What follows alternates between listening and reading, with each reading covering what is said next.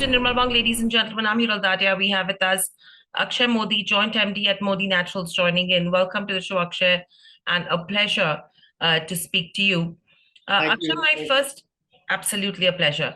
Akshay, my first question coming to you is, if you could just briefly walk us through the journey of Modi Naturals and what is it that actually got you to enter the business in terms of olive oil, and now you're looking at ethanol as well. Sure. The company started way back in 1974, and over the years became one of the leading rice bran oil extraction and refining companies in India. So much so that we were the largest producers in the country until about 2007, when we consolidated the business. And then the company was also listed on BSE in 1985, through which we did a greenfield expansion to Uttar Pradesh. Before that, we were the largest producers in Punjab. And then the company grew over the years as a B2B edible oil extraction and refining business, and we used to supply to other brands. And in 2010, I joined the business and decided to go to the consumer way. And that's when we launched our consumer division and rechristened the company to what it is known as today, which is Modi Naturals. Earlier, it was called Anil Modi Oil Industries Limited since its inception. So in 2010 was a turning point for the company, where we didn't have any experience at all in the consumer division. We didn't even do any bottling of oil. So that's when we decided to change things a little bit. And we took on board a consultant who was an ex-MD of a large FMCG company to guide us through the process, since we didn't have any learning at all. And as things would have it, we went through rounds of research. We hired companies like IMRB, AC Nielsen, and ad agencies like Ogilvy to help us through the process. And what we realized is that in edible oil, we have a bit of a double whammy in terms of developing a brand. So we started off by wanting to launch a rice bran oil brand. And what we realized is there's very little awareness of that particular oil way back in 2010. So a double whammy in the sense that first we would have to create the category of rice bran oil, and subsequently a brand within the category. And it is, at the end of the day, a commoditized oil product, and then having product differentiation will be difficult. So what we realized is that within edible oils, it is this category called blended oils, or now it is known as multi-source edible oil, which is where you get an opportunity to differentiate your product from others, and at the same time layer it with health benefits and communication for the consumer, and develop a brand out of it.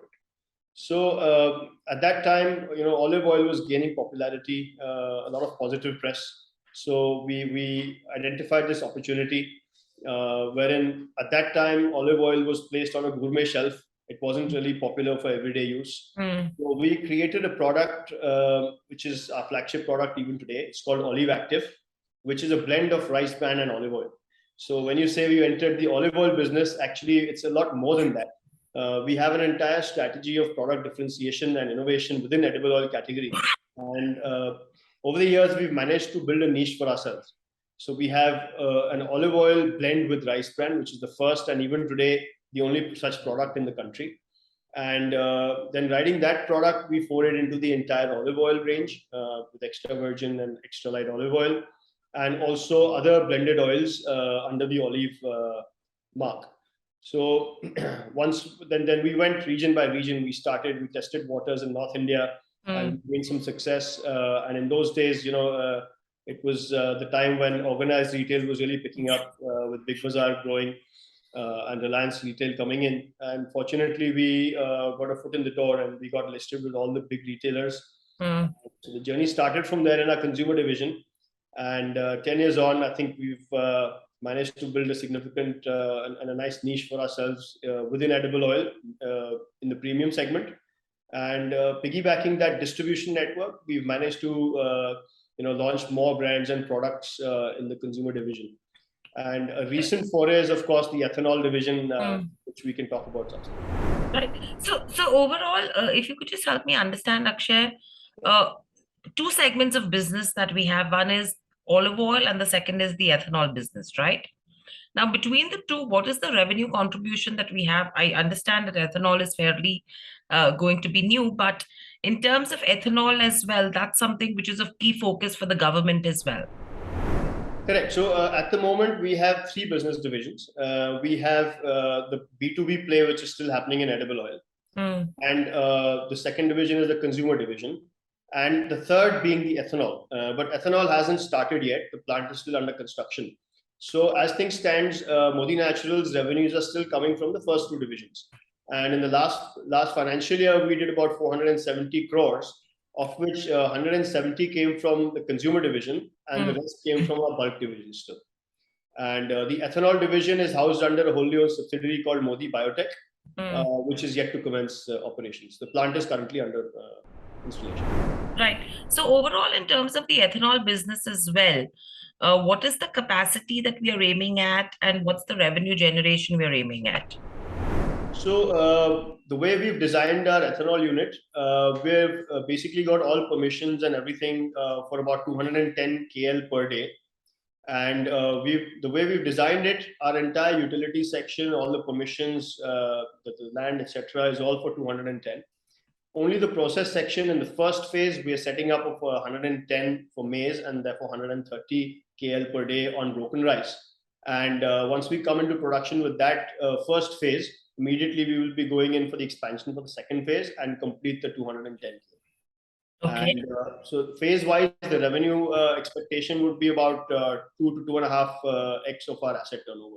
So our project cost in the first phase is about 130 crores. So you can see 2 times that in the first phase, and in the second phase about 2.5 times. Okay. Because in the second phase, we'll be incurring another capex of about 60 to 70 crores. So you add that, we're looking at an overall project cost of about 200 crores and about 2.5, 3 times asset. Right. So all of this is through internal accruals? Yes, absolutely. It's internal accruals along with debt. So prior to this new venture of ours, the company was a net debt-free company. We only had small borrowings in terms of working capital from the banks, that too during the season of our extraction business. So we've taken on term debt specifically with this project, which is in the ratio of 75-25. And we have an interest subvention from the central government of about 50% of the overall interest. So right. It's at a fairly reasonable cost. Okay. And overall, what's the current capacity utilization on a blended basis? In the edible oil business, we are able to operate about 8 to 9 months a year. Extraction, of course, is only during season, and then the refining continues for about 9 months a year. And in the consumer division, we have different pieces. So like we have our factories in Pilibhit servicing the demand for North and East India. And then we have a lease model where, so an asset-light model where we've taken up facilities in Hyderabad to service our oil demand for South and West. And then all our snack food divisions are also on either on lease or on third-party model. So, and again, these are very asset-light. We can, add lines as and when required. Right. And what are the new product launches that are in the pipeline now? So we have a very aggressive product pipeline, and some of the announcements we've already made, and the rest we will be announcing shortly. So we'll keep you informed as and when we launch. Okay. And in terms of the distribution channel, what does that look like? And what is the supply chain process? So that's very interesting. You asked that because the only channel missing in our entire distribution mix was actually the institutional channel of the CSD canteen, and that got added this year. So in fact, we are very excited about that. And so once we've done CSD, now we're present across the spectrum. So we have something called general trade, which is the mom and pop stores, the unorganized retail. We are present in modern trade, which is the organized big box stores, and e-commerce, as well as the new quick commerce, which is the 10-15 minute delivery models, and now institutional channels such as the CSD canteen and the CPC canteens. So we're present across the entire FMCG distribution landscape as far as grocery is concerned. Right. So Akshay, if you have to break it up in terms of, say, general trade, your CSDs, your D2C directly, and the different channels of business, how would you describe the revenue share from these? Sure. I mean, prior to the pandemic, e-commerce didn't have that much, uptake as far as groceries concerned. But I think the pandemic changed the game completely, and those habits are kind of here to stay. So like pre-pandemic, if you say our e-com contribution was only about 5%, and now it's gone up to about 20%. And then if you club e-commerce with organized retail, it's almost 50%, and the balance 50% is from general trade. And CSD is a new business which started only in Q1 of this year. So I think the revenues will start adding to contributing in percentage terms later this year. Okay. And overall, if you see in terms of the business as well, again, what is that distribution, the margin system looking like? So the margins are fairly straightforward. I mean, even though it's edible oil, and most edible oil trade like commodities, whether as priced by the company, but we've changed the game in that, in the sense that we have fixed MRP and margin structures for retailers, and this is very different from how the rest of the edible oil category operates. And retailers also like it because they don't take on any risk of commodity fluctuations. So there's a fixed price for the consumer. There's a fixed margin on MRP for the retailer, as well as our distribution channel partners. So all in all, for the entire channel, there's no risk at all. Okay. And overall, what does the payment cycle look like? So in unorganized retail, we work only on advance payment, like cash and carry model. And for organized retail, we give between 15 and 30-day credit. And any processes that you're putting in place in terms of improving the margin profile from here on? To improve the margins, I think the idea would be to improve our supply chain costs to start with, because as we achieve economies of scale, our cost of supply chain per liter or a per kg basis will keep reducing. And with GST coming in a few years ago, we managed to optimize even our inventory a little bit, where we've shut down some of our warehouses and opened some other to sort of service the market better. So supply chain costs can definitely be trimmed down as we scale. Right. So overall, what's the growth outlook looking like over the next 2 to 3 years? So I think it's a multi-pronged approach. The consumer division is really sort of breaking the glass ceiling, and we've achieved the critical mass. In fact, last year itself, we grew about 30%. And from here on, with there's three pillars of growth even for the consumer division, where there's organic growth coming in for our existing brands. Then we have new products and brands coming in, some of which we've launched already this year, and there are more slated for launch in the next 6 months. And then the third pillar would be distribution expansion. I mean, with CSD and the institutional segment coming in, we see huge revenue growth from there in the next 2 years. And then we have some more distribution alliances for our entire product portfolio, like with Reliance and with DMart.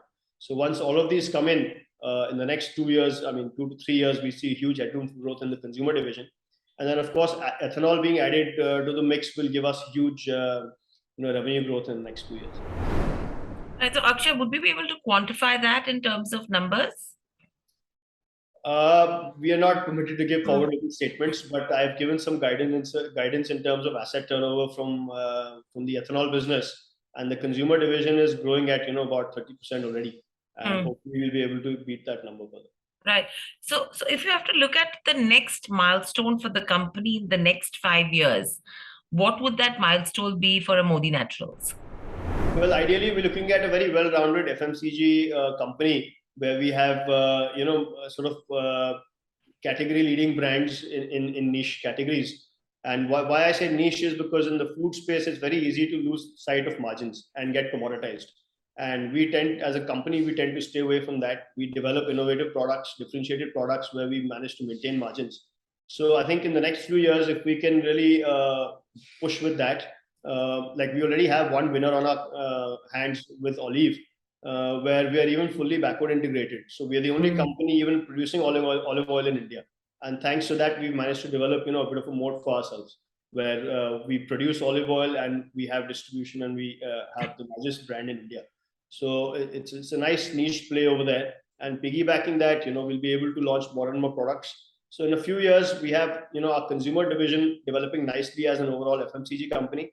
And then the ethanol division will really give us leverage in our B2B division, because where we operate is the ecosystem of the rice milling. So if you understand, our ethanol is going to be grain based, and we are very good with the entire rice value chain. So the moment paddy goes to a rice miller, all the byproducts we're purchasing. So we buy the brand for oil, We buy husk for our boilers and for energy requirements. Mm. And now we'll be buying the byproduct, like the damaged grain for our distillery. And with the new ethanol unit coming in, it gives us opportunity to even do a greenfield expansion because we've gone to a new geography. So in Right. future, we can even see an oil play there. So that's why I think we are really well poised in the next few years to grow. Right. All right. Thank you, Akshay, so much for joining us on the show. Pleasure to speak to you, get insights from you as well. And good luck for the coming quarters and years, and speak to you soon again. Stay safe. Thank you very much, Ela. All the best. All the best. Subscribe to our YouTube channel for in-depth interviews of India Inc. and press the bell icon so that you do not miss our updates.